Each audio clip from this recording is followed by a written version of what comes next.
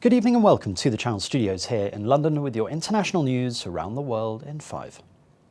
More than a dozen Ukrainian government websites have been taken offline in a cyber attack that also targeted embassies. У ніч з 13 на 14 січня The spokesman for the country's security service said an investigation had begun. The foreign and education ministries were among those hit, along with embassies in the UK, US and Sweden.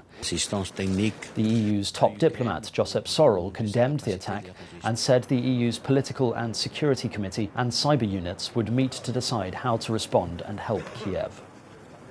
Downing Street has apologised to Buckingham Palace for 2 staff parties in number 10 the night before Prince Philip's funeral.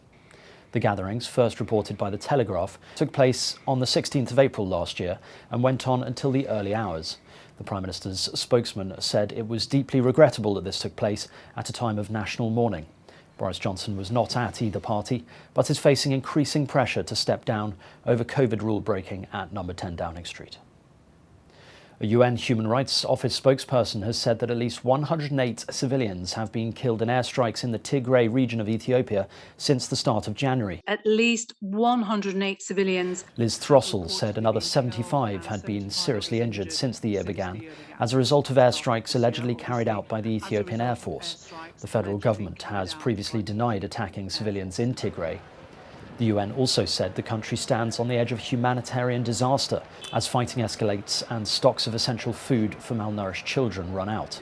The World Food Programme said it would be distributing its last supplies of cereals, pulses and oil next week to Tigray, where more than 5 million people are estimated to be in need of food assistance. Uganda is set to destroy 400,000 unused coronavirus vaccines, which had been supplied for use in the north of the country. Most of the unused doses are Moderna and AstraZeneca. The batches are thought to have now expired. It comes as the country has reached less than half of its target to vaccinate 22 million people.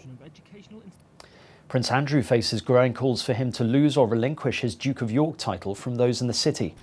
The royal, who faces US civil action over sexual assault allegations, returned his patronages and military titles on Thursday. York Central MP Rachel Marskell said it was untenable for him to continue holding his title of Duke and association with the city. Prince Andrew has consistently denied the claims against him. Large crowds of Hindu worshippers have gathered on the banks of India's Ganges River for a holy bath in spite of a 30-fold rise in coronavirus cases in the past 1 month. In the northern state of Uttar Pradesh, thousands of devotees stood on the river's banks, with some taking a dip in the sacred river. India is again facing a surge in coronavirus cases, fueled mostly by the highly transmissible Omicron variant, but hospitalizations are low. Doctors had appealed unsuccessfully to the West Bengal State High Court to reverse a decision to allow the festival this year, worrying it will become a virus superspreader event. And finally, Melania Trump is auctioning off her signed hat with bids starting off at $250,000. She wore the white, wide-brimmed crepe hat in April 2018 for a state visit of French President Emmanuel Macron to the White House. Her website said a portion of the proceeds would go to charity. And that's your international news around the world in 5. Now back to the Channel Studios in Lagos.